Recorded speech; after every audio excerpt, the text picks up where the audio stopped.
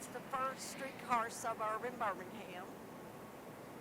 And it was originally a town of its own called the town of Highland for just a couple of years. And in 1873, I believe, the city of Birmingham incorporated it into the city of Birmingham. And look around you and tell me what kind of a neighborhood this was designed to be.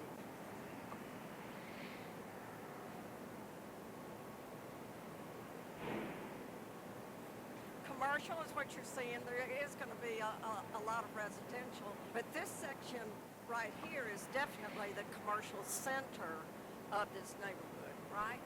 And so you said commercial. I've added residential. We'll see a little bit more of that. What sort of socioeconomic income would you just guess? What do you think? Yeah, I'd say it's for, as they called it, silk stocking. This was a silk stocking neighborhood. It's for upper end, high end shopping in this case, right? Somebody tell me what the kind of architecture is on the building over there, the commercial building there. Yeah, that's the Spanish Mission that we talked about the other day. And what tells you, what says to your eye that that's Spanish Mission? Stucco, what else? Terracotta tile roof, what else? Arch windows, love that. And so everything about that, I think, screams Spanish Mission to you.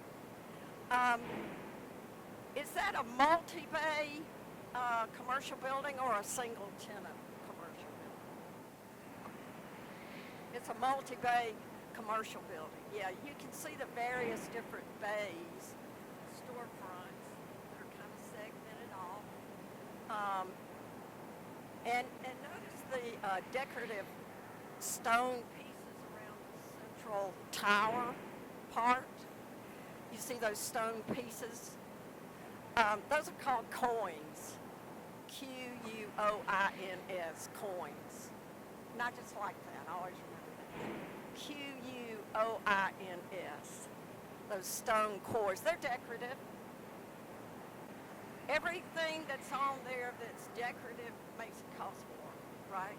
And so the more the building costs, the more the tenants are going to be selling higher end things. That would make sense, wouldn't it? And so remember we said this was the first automobile commercial complex in the state of Alabama. And it was fashioned after the Kansas City Plaza, right? So what is Kansas City Plaza? Shopping center. And so what does that tell you about Birmingham's design acumen? What do you say, Anastasia? Are we old-fashioned or keeping up with the times, or what would you say? Anybody? Yeah, this is the most fashionable style in the 1920s. This is what built in the 1920s. So it's very, very fashionable. It's making a statement, isn't it?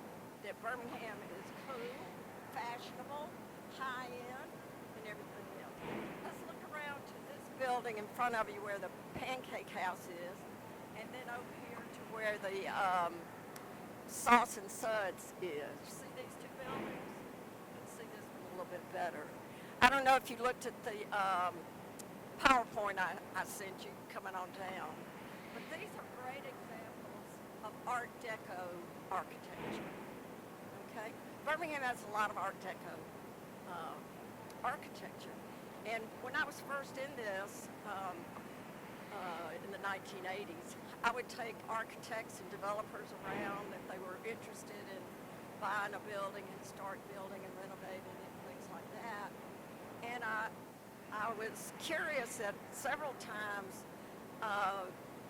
and they would be from out of town, and several times a couple of people said, Birmingham reminds me of Los Angeles. And at first I thought they were making fun of us. Because that was in the 80s. Everyone made fun of us in the 1980s. And I thought, well, that's just rude, you know. And then the second time I asked him, why did you say that? He said, because LA has so much Art Deco architecture that looks just like this. So I thought that was very interesting. What makes it Art Deco? I'm going to talk to you about that. Okay? Art Deco was popular in the 1920s and then in the 1940s. Not much, yeah, through the 1940s. Nothing much was built in the 1930s. Why would that be? Because of the Great Depression, right? So the 20s, and you get probably the most famous 1920s Art Deco is in Miami Beach, the Art Deco district down there. Very funky, swirly, sleek, fun, lots of fun, right? Before the crash. It wasn't so much fun after that. These are 1920s too. And what identifies Art Deco is that it's sleek and it's modern. It's going to get away from, remember all the curlicues we talked about, the gingerbread? We talked about with the Victorian era? That's gone. That's going to be gone. And look at these buildings. They're very sleek, aren't they? Very modern, sleek, sort of understated. So that's one thing. Another thing is that they have very vertical lines. Look at this building here. Can you tell that? We can walk up here a little bit. See those vertical lines? Where do you see vertical lines, Patrick?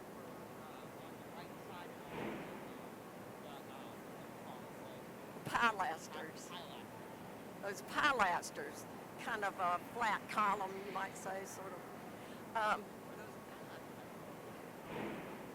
I call them pilasters, more or less. But you can see how vertical those lines are, right? Your eye just goes up and down. Art Deco also loves friezes, F-R-I-E-Z-E-S. And friezes are these flat edges, sort of, in the stone that goes across the top. Turn around over here and look at Sauce and Suds. See above that? The sunburst frieze above that. Do you see that, Alyssa? Anastasia, you see that? Yeah, the decorative pieces. And they're all across the front of that one. There's a lot of good ones on this building too, but it needs washing. You can't quite see them too. Yeah, they are. It's just harder to see them. Okay. The building where Eggaholic is was built in the late 1980s. The original building, which was the oldest one on the circle, burned by arson in the late 1980s. I happened to be working in that Art Deco building over there when it burned. And it was quite a terrible disaster, you can imagine. But the original building was called the Studio Arts Building. Studio Arts Building.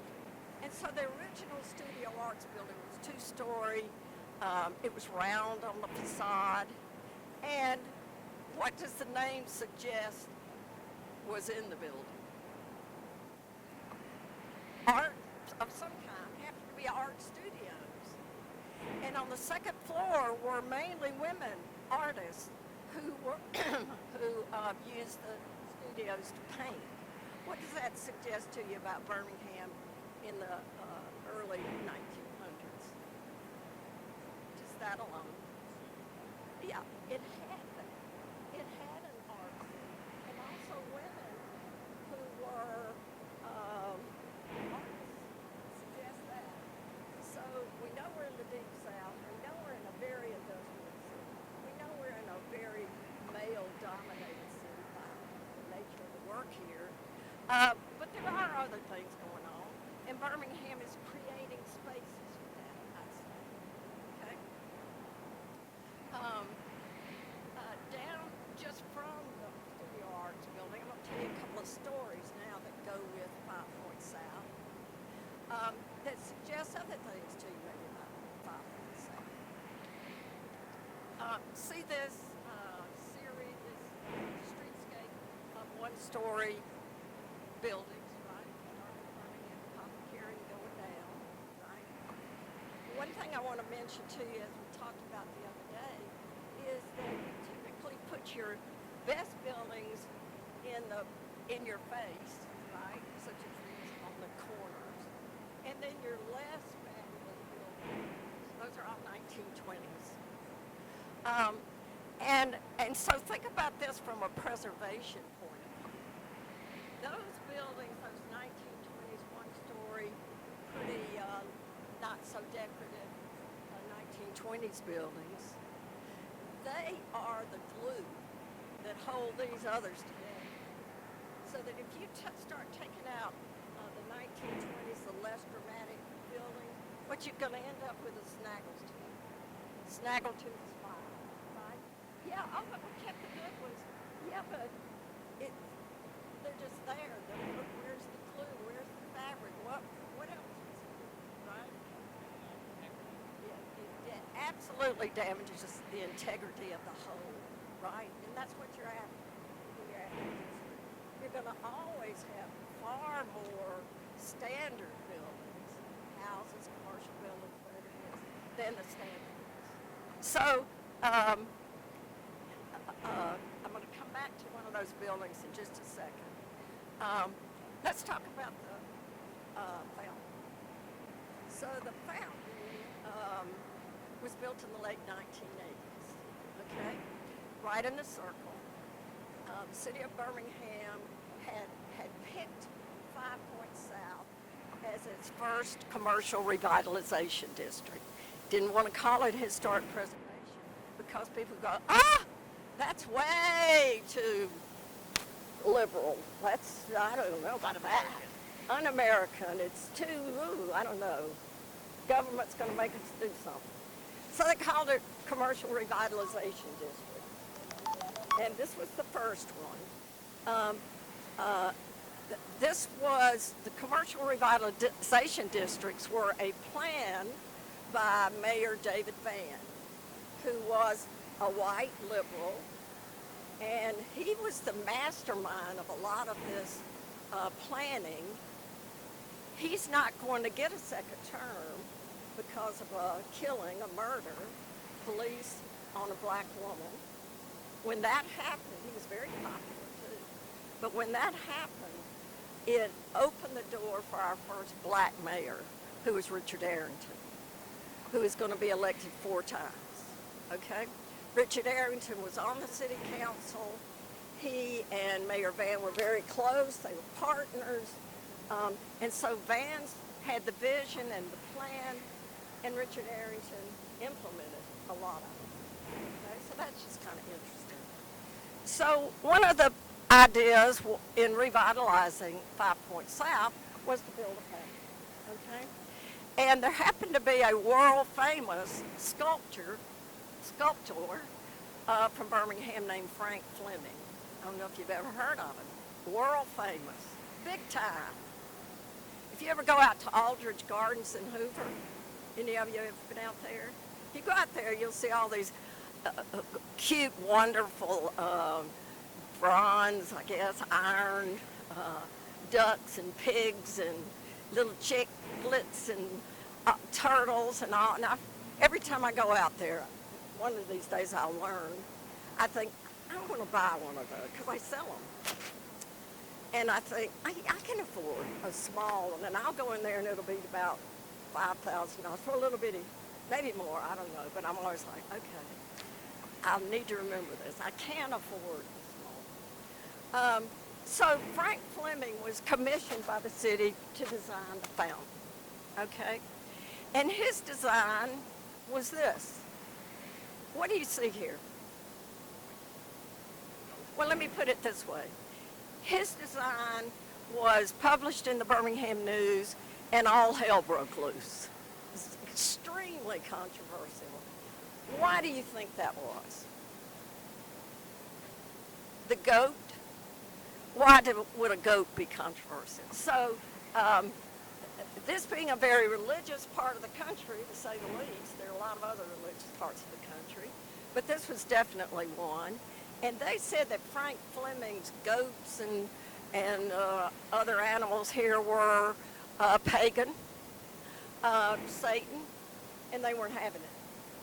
And so what happened was that a coalition of churches got together and they stopped the construction of the fountain. Okay? It sat without being built for a couple of years, as I recall it, at least. And then finally, because of a lot of communication between the city, the churches, the residents, took a while. It takes a while, the city planning, city revitalization. They hung with it, and eventually the sides came together. The churches felt more comfortable, they felt okay, and the fountain was built. And it's very popular. Okay, now, let's turn around and look at this church. What do you see? Any ideas about its design? We really hadn't gone too much into this. So it's got some Spanish mission suggestions about it. I think I would call it Renaissance revival. Okay. It's a very highly articulated design, right? We call this high style. When it's more ornate, when it's more decorated like that? Not so much decorated, but just finely detailed, whatever it is you're trying to do, Okay. right? Italian Renaissance, maybe? Yeah, I think there's that in there, for sure. Uh-huh. And so this is a very, very highly articulated, high design of a church, very prominent, the most prominent building here, I believe, right? It's got that huge dome back there, look at that, with terracotta tile. It's got projecting towers, it's got all kinds of things. You're a little bit in awe of its architecture, right? And who went to church there were well-heeled people, white people, if I need to repeat that again, but white people, until much later. It was built in the 1920s, maybe like 1920s. Okay, so by the 1970s, this whole area, 5 Points South, was not pleasant. I can remember it. It had a lot of motorcycle gangs, and they weren't cool. They were not cool. They were scary. You know, it was dangerous. It was dirty. It was run down. You just went through it to get somewhere else, right? Okay, so starting in the 1970s, 1980s, which is where we're talking about, 1990s, and still now today, this church, the Highlands United Methodist Church, had a primary mission. And its primary mission as a Christian organization was to feed the poor, right? And so they began a program where they still give out free lunches, okay? And so that's going to perhaps draw homeless people to here, right? Okay, should they do that? What do you think? What do you say, Alyssa? Yeah, well, that's their mission. Of course they have a right to do that. That's their absolute mission. They don't have to apologize to anybody, right? Okay. Well, look across the street over there. You see where it says Highlands Bar and Grill? See where it says Highlands Bar and Grill? Well, same period of time, late 1980s. Same thing. This is happening. Oh my God, Satan's coming, right? They're feeding the homeless. Oh my God, who do they think they are drawing homeless people here? We're trying to revitalize. And the man that owns the architectural building and the Spanish school, a wonderful man named Bob Moody, who I worked for, fantastic person. He was a wonderful artist and interior architect. He recruited Frank Stitt, who is famous around these parts. Frank Stitt to open a very high-end restaurant in that space. Bob Moody was a genius with interior design. Frank Stitt was Paris-trained, brilliant chef. wow, if we can get that, something may happen, right? So they go in there, and in order to, and Bob Moody owns the building, tenants often pay a portion of their profits as rent, right? So Bob Moody wants him to do well, for sure, needs him to do well. Frank Stitt, this is his first big chance. Frank Stitt wants to make it work, right? His reputation, his whole career's on the line. And in order for that to happen, Frank Stitt, this is going to be a very expensive restaurant. He's got to get people from over the mountain, so to speak, Mountain Brook, Redmont.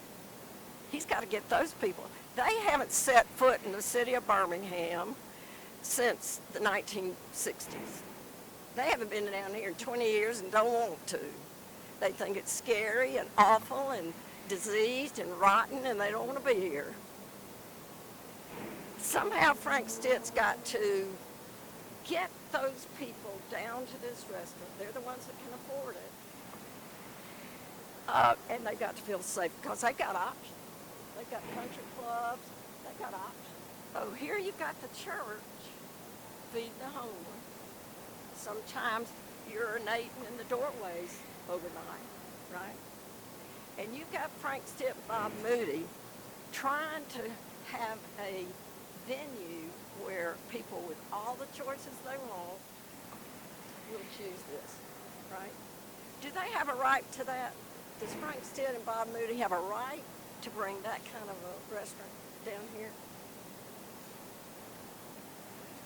Yes. Do they have a right to charge exquisite prices? They do. Do they have a right to cater to well-to-do people? Yes, they do.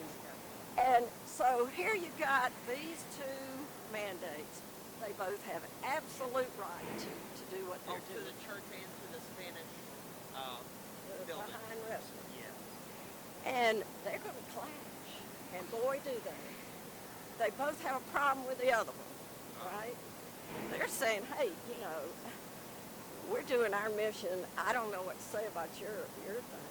They tried to get ordinances passed to prohibit, to outlaw panhandling, begging, things like that. They tried to, the restaurant said, please, just build a fence around it. Do something. The church said, no, that's not the way we roll. We're not going to do that. And here's the bottom line, is that for 30 years, 35, whatever it is, years, they have danced that dance successfully. They both do what they do. And for me, Birmingham has shown how you can do this. You can do this. Even though they think everybody would be better off without the other, right? So I want to tell you, the last story I was going to tell you right here was that, I don't know, maybe the Satan warriors were right. I don't know.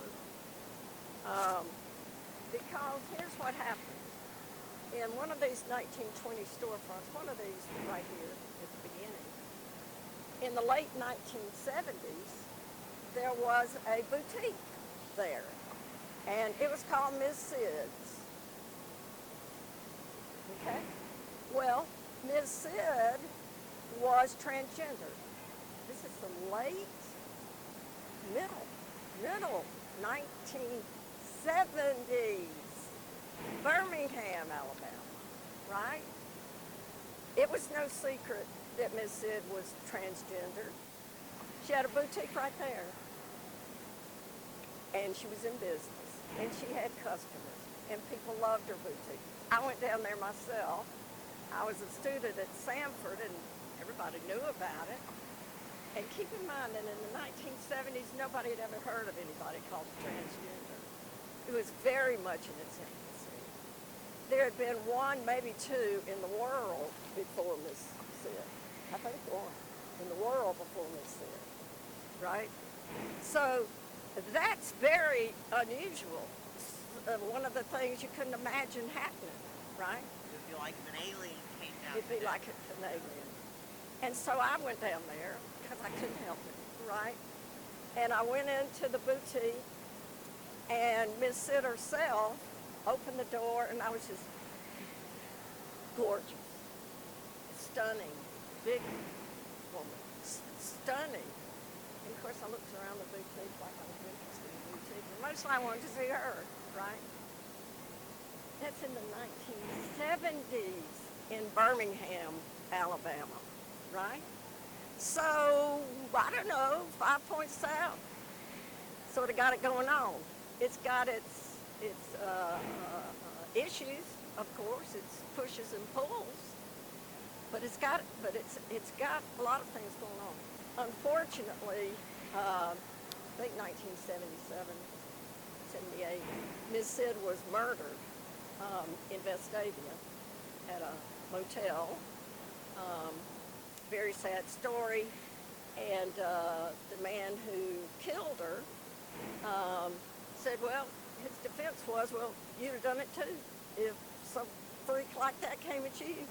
Basically, his defense. And he was acquitted.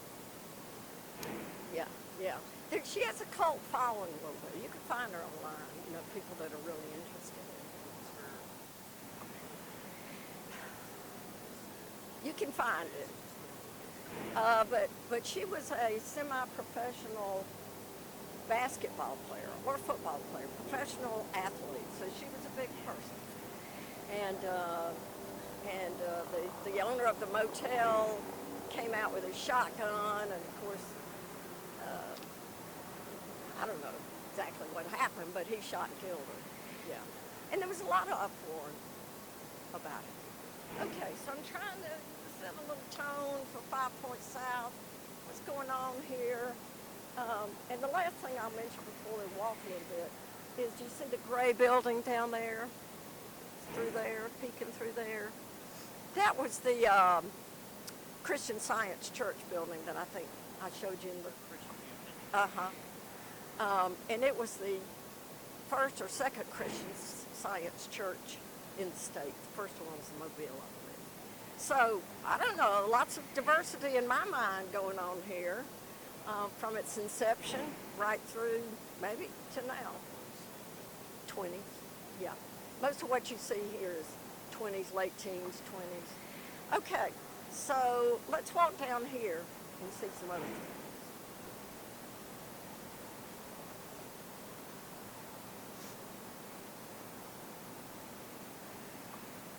Well, let's go, I think we've got time to cross the street. Let's look a little bit closer at this Art Deco building. It's a big building that goes back, you can see it close up. And some other things down here. Can you see the friezes up there? The etchings, carvings, whatever you want to call it. You see it up there, everybody? Very Art Deco, very sleek, wonderful building. Yeah, the whole building is. But when you see that, that's telling you Art Deco, especially if it's limestone. No, commercial building. She asked if it were a church. You said Art Deco often features limestone? Yeah. Okay. And this building is has much of its integrity. Why do I say that?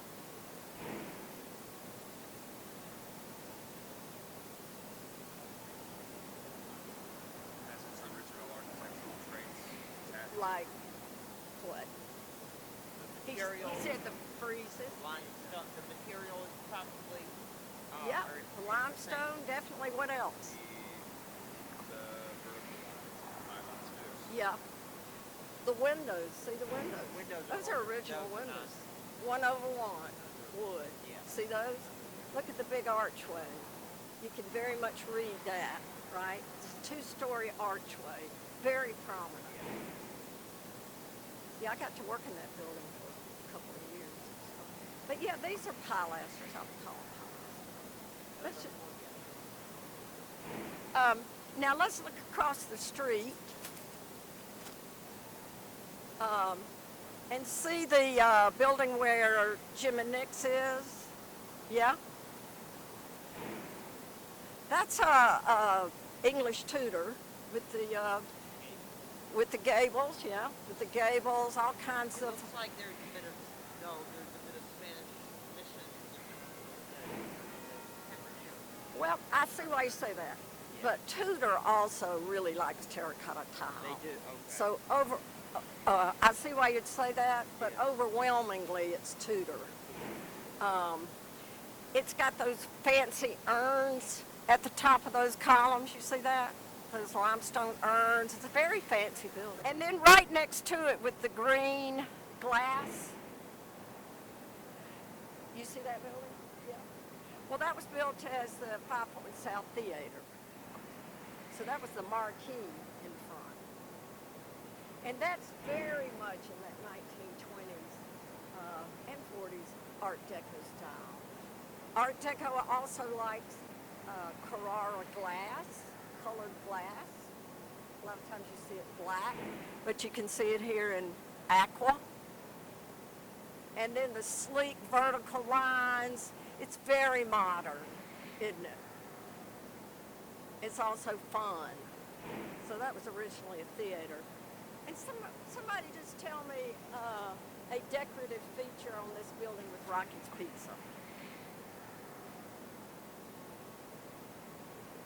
It's a 2-story brown brick building with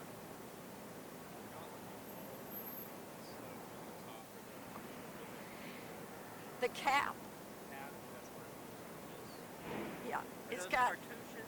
No, those are just decorative arch features. Okay. A row of them all across, just under the roof line. That's what I would say. Something like that, right?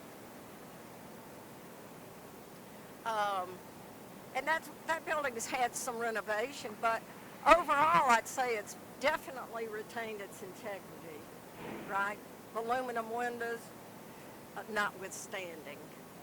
But the storefronts, intact, and so on. You see the building next to it, it's got a limestone cornice. You see that? Above the storefronts, above the transom windows. You see that limestone piece that goes all the way across? It's a cornice, yeah. You often see it at very tops of the buildings, but you can see them other places. So that's a limestone cornice. Okay. Let's walk down here a little bit. Tell me what you see here with the next couple of buildings here. What do you see here with the Crab Barrack and the UPS store? Would you think these would be historic or not historic?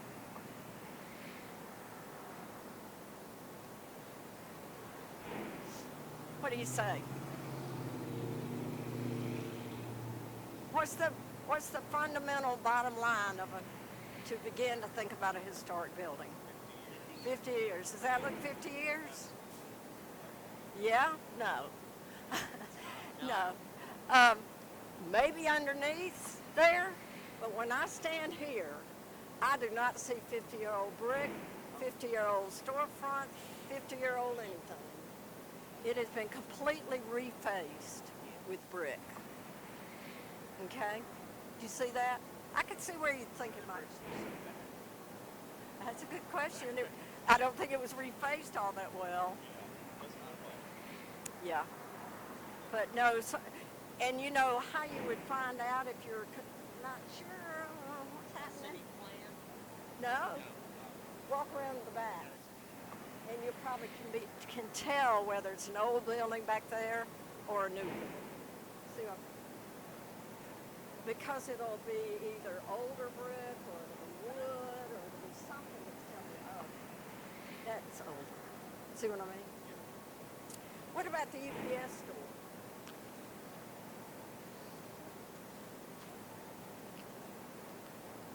What's the rule again? What do you think? When is 50 years old now? What's 50 years ago now?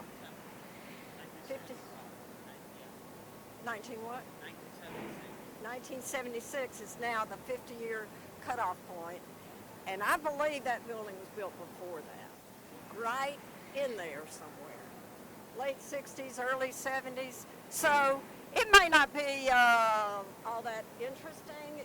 It may not fit at all with the original design of this, at all. But if it's 50 years old and it's in with a district, you would consider that a historic part of the district. Okay? So don't be put off by a building it's not cute at all. And this is a great building. Okay? And again, if you want to find out exactly, you can look at newspapers, you can look at city directories, some things we're going to look at next week. Okay? By the way, graduate students,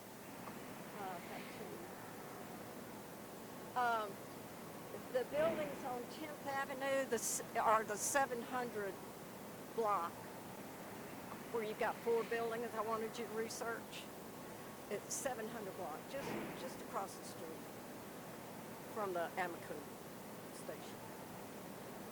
This building here is called the Terrace Court Apartments. It was built in 1906. It was the first skyscraper apartment building built in Birmingham. Okay? So in that way, it's very much a landmark in that way, right? In the early part of the century, 1910s, 1920s, everything is about the automobile. We love the automobile. And we just love it. So you're going to see so many 1910s and 1920s apartments, buildings being built that are first rate, that are catering largely to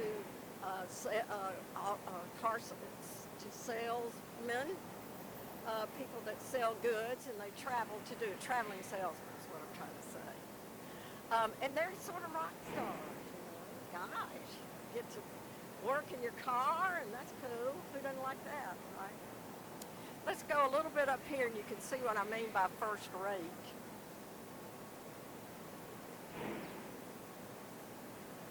First of all, look at this building and tell me what form it takes. What shape does it have? It's a U shape. It's exactly what it is. It's a U-shaped building. And that's kind of fun when you see buildings that have an obvious shape or form about them. Sometimes you'll see T-shaped houses or U-shapes or different things. So tell me something about this building that says, this is a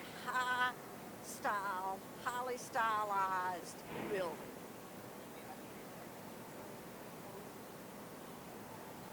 Cornice. You see the cornice up there that he's talking about?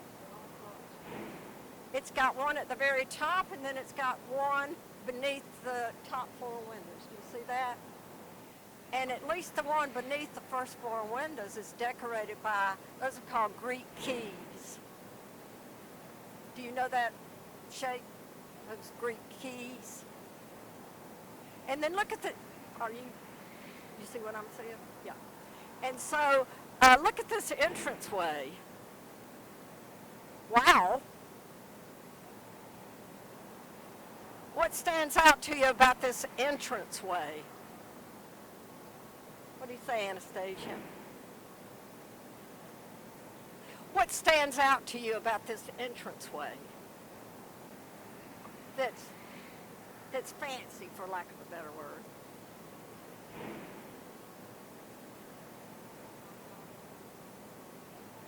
Okay, so the portico, I think you'd say. So it's got a very elaborate portico, doesn't it? With Greek keys, it's got double columns, with fluted bottoms on the columns. It's got that arch at the top in the middle with all kinds of interesting stuff. That costs a lot of money. Very much costly. Those are, you talking about under the Greek keys? Yeah. Those are dentals under there. They're little baby dentals. I think under the Greek keys there. What is the Greek?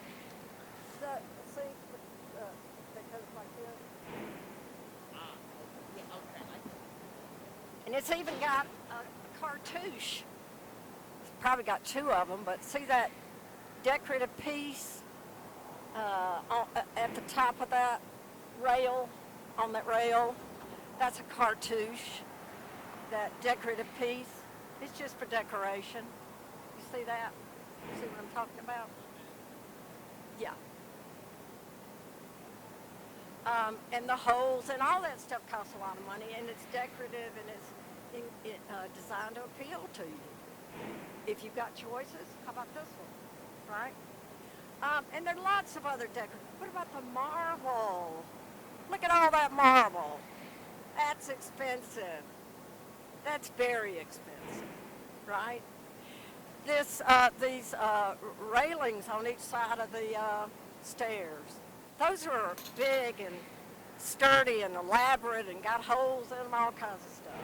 Not just plain. Okay?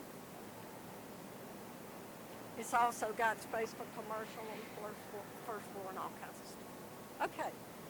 Now I want to look at this building where the Japanese sushi's going to come in. I thought I'd already gone in. Look at that building. Is that pretty? It's awesome.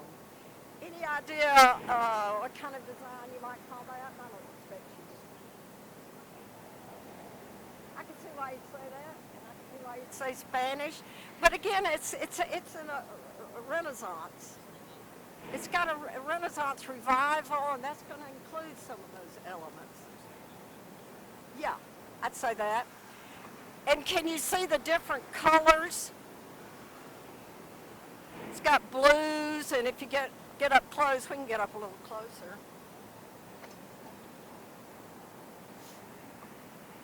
The beautiful colors and all of that artwork up there. So all of that decoration up there is terracotta. Yeah. And it's just baked clay. And the way they do with the colors is that the colors, the pigment, is baked right into the clay. It's not painted. So it's a permanent pigment. And this takes a whole bunch of artisan labor, doesn't it? That didn't cost much back then. There were no minimum wage laws or anything like that. No OSHA, anything like that. I don't know how you'd replicate a building with that kind of meticulousness now. I mean, you could, but it'd be very, very expensive. Okay? And then just for the sake of it, the next building next to it, those are 1960s, 1970s buildings. And I like them. I think they're fun and modern. And they're distinctly a different era than the rest of it. They're not trying to be 1920s, 1940s. They're trying to be modern 60s and 70s, and they're proud of it too. So what's happening in Birmingham right in this area in the 1960s and 70s? 60s and 70s, late 60s and 70s. That's over in 63 basically. But when these were built, what's happening right here? What do you say, Alyssa? Right here, right where we came from. The university that ate Birmingham. So Birmingham is definitely transitioning from the civil rights, from U.S. iron and steel stuff to something real different. UAB, white collar, this and that and the other. Does that make sense? Okay, just look down there, and we won't walk down there, but you can see another beautiful limestone church over here. That's a Presbyterian church. If you stay down Highland, you'll see the two Jewish synagogues just after that. And you can see maybe that turret sticking up, not turret, but a, turret sticking up on that house. That's one of the best, Queen Anne. Where's the turret? Or the... Sticking up. Yeah. Yeah. That's one of the best Queen Anne houses left in the city. Okay? Just down from that house is another high-style Victorian-era house. And one of the most famous people who lived there was a woman named Patty Ruffner Jacobs, and she was the leading suffragist in the state of Alabama. So what does that tell you about Alabama? There's several prominent women in the state. Well, it tells you we had a lot of suffrage movement. It wasn't as prominent as somebody else's maybe, but we had one, and she was well-heeled, which isn't surprising. Most From the upper class. Yeah. Most reformers, women reformers, are from the class that is well educated, and society doesn't allow them to work, so they have the time, they have the education, and the leisure to do those things. Right? Okay, let's talk about Chick-fil-A. This is a landmark place here. Birmingham, this is the only Chick-fil-A in the country that is built without a drive-through. And why? Because the city of Birmingham's design review committee that reviews whatever's going to go on in here and other places said no to drive-through. Now that was bold. That was real bold. Why did they say no? What do you think? This was in the 90s, I guess, maybe early 2000s. Well, they're trying to make this a walking community. They're trying to make it, where people want to come, walk around. If you had a drive-through there, they said, and I think they were right, it would interfere absolutely and forever with that. And so they turned down the plans. Well, we're talking about Chick-fil-A. Chick-fil-A gets what Chick-fil-A wants. Same with McDonald's. And they said, well, they came again. They turned them down again. Extraordinary. Because what Chick-fil-A wants, what McDonald's wants, what Wendy's wants, they get. Okay? That's it. Or they say, well, we'll just go somewhere else. If you're a poor city, Birmingham's a poor city, if you are a poor place, you'll say yes to whatever it is they say. We're going to build you a purple box and call it McDonald's, and you're going to love it. And they almost have to say yes, right? And so it's very bold for Birmingham to refuse that. They say, no, we'll let you be here, but we're not going to give you the trial. And it stood at a stalemate for several years, a couple of years at least. And finally, the city of Birmingham prevailed. And it's one of their most popular Chick-fil-A's in the Southeast. So that suggests to you, if you work hard enough at it, if you're committed enough to it, sometimes you can prevail. Sometimes you can't, but sometimes you can.